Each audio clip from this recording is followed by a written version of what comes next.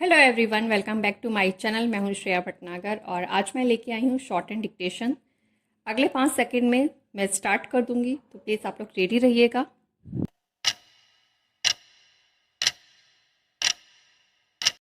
उपराष्ट्रपति जगदीप धनखड़ के अचानक त्यागपत्र देने से जो अनेक प्रश्न उठे हैं वे सही ही हैं और उनके उत्तर भी मिलने चाहिए, लेकिन कहना कठिन है कि उत्तर मिलेंगे या नहीं।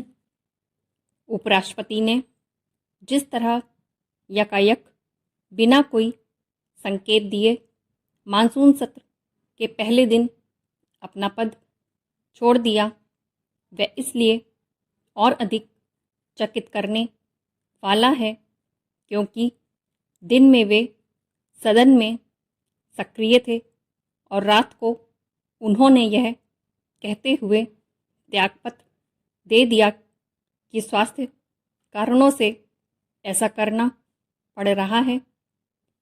किसी के स्वास्थ्य के मामले में अटकलबाजी नहीं की जानी चाहिए, लेकिन उपराष्ट्रपति की बात आसानी से हजम नहीं हो रही है।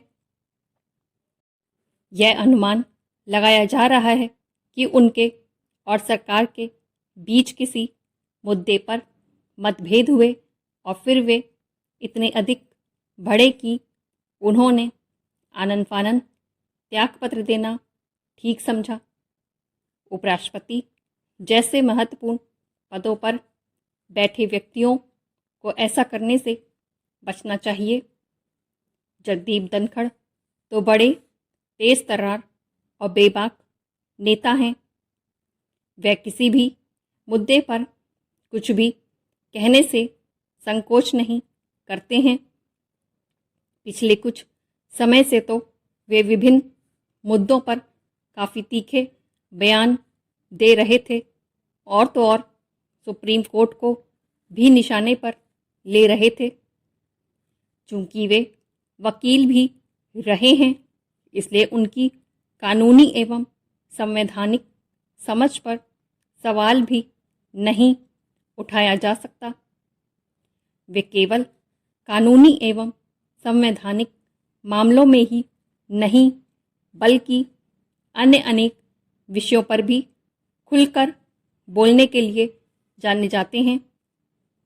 जब वे पश्चिम बंगाल के राज्यपाल थे तो उनकी मुख्यमंत्री ममता से ठन गई थी और राज्यसभा के सभापति रहते कई विपक्षी नेताओं से विपक्ष और उनके बीच तकरार इतनी अधिक बढ़ी कि कांग्रेस तो उनके खिलाफ महाभियोग लाने की तैयारी कर रही थी।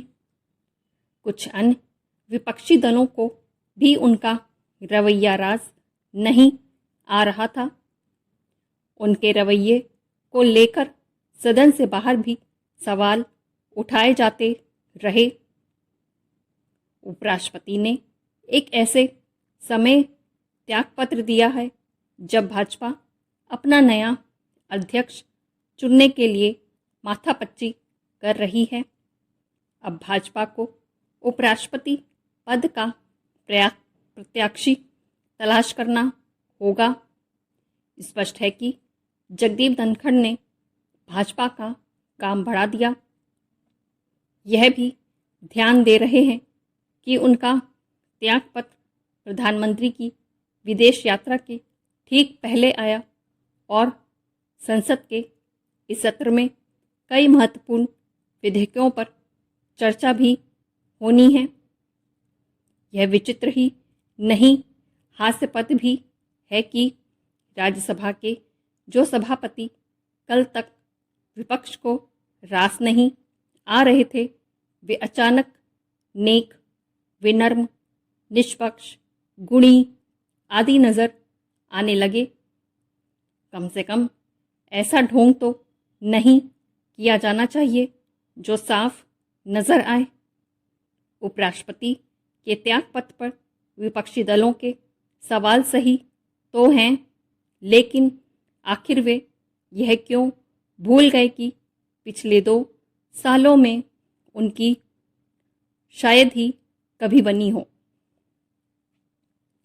ये थी मेरी आज का लेसन, शॉर्ट हैंड का, डिक्टेशन का। कहीं कोई मिस्टेक हो गई हो, भूल चुके तो उसे मुझे माफ़ करिएगा। कोई वर्ड रह गया हो तो उसके लिए मुझे लग रहा है 1 या 2 जगह गड़बड़ हुआ है, तो प्लीज़ आप लोग देख लीजिएगा, चेक कर लीजिएगा।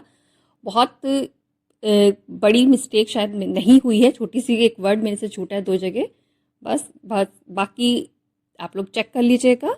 और बस यही कहूँगी, अगर पसंद आ रही है डिक्टेशन तो प्लीज़ लाइक कीजिएगा, शेयर कीजिएगा और चैनल को सब्सक्राइब कीजिएगा। और मुझे कमेंट करके बताइएगा कि स्पीड कैसी है, आप लोग लिख पा रहे हैं या नहीं लिख पा रहे हैं। तो बस अभी आज के लिए इतना ही, जल्दी मिलते हैं अगली शॉर्ट हैंड डिक्टेशन में। तब तक के लिए bye bye, take care, thank you.